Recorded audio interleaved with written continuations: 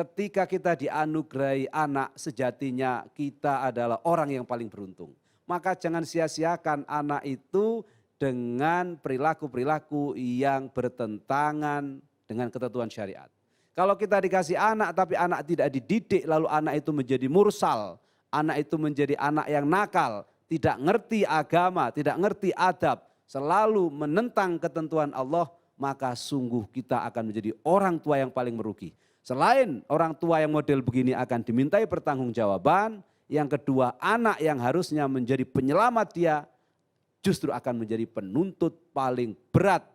Karena anak akan meminta pertanggungjawaban orang tuanya, kenapa saat saya dititipkan kepada kamu, kamu tidak mendidik saya dengan baik. Maka para ulama, para kiai, para masyayikh telah memberikan koridor kepada kita. Kalau kita diberi anak, pastikan anak itu jangan pernah lepas dari 3 pendidikan dasar.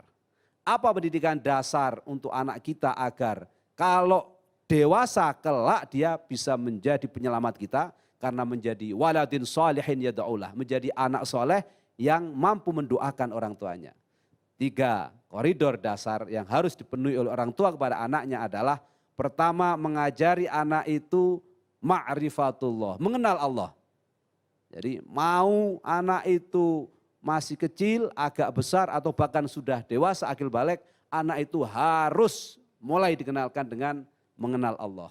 Kenal dengan asyhadu alla ilaha illallah wa asyhadu anna muhammadar rasulullah. Bahwa Allah itu pencipta kita semua, pencipta alam raya yang wajib disembah. La ma'buda illallah. Tidak ada yang wajib disembah kecuali hanya Allah. Yang kedua, kenalkan dia dengan Rasulullah SAW. Sebab kalau dia hanya kenal Allah tapi tidak kenal Rasulullah, imannya tidak sempurna. Karena konsep dari syahadat itu sendiri adalah bersaksi tidak ada Tuhan selain Allah dan bersaksi bahwa Rasulullah SAW Muhammad adalah utusan Allah. Yang ketiga yang harus kita kenalkan pada anak adalah kenalin dia pada Al-Quran dan akhlak-akhlak Rasulullah SAW.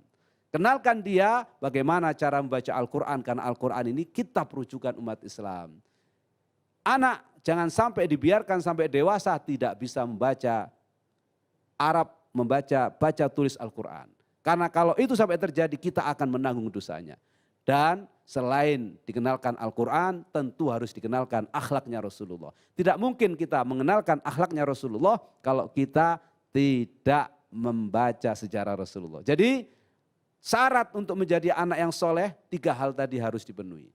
Kenalkan dia kepada Allah, kenalkan dia kepada Rasulullah, dan kenalkan dia pada Al-Quran dan akhlak-akhlak Rasulullah melalui sirah nabawiyah atau sejarah Rasul. Kalau 3 hal ini sudah kita berikan kepada anak kita, insya Allah anak-anak kita akan menjadi waladun soleh yad'ulah. Anak-anak yang soleh yang akan senantiasa mendoakan orang tuanya. Nah kalau anak sudah menjadi anak yang senantiasa ingat dan mendoakan orang tuanya, baik orang tua masih hidup, lebih-lebih sudah meninggal dunia, sejatinya kita sudah memiliki tabungan yang luar biasa, tabungan yang terbaik dan tabungan yang akan membahagiakan kita saat kita masih hidup, lebih-lebih saat kita sudah wafat dan meninggal dunia.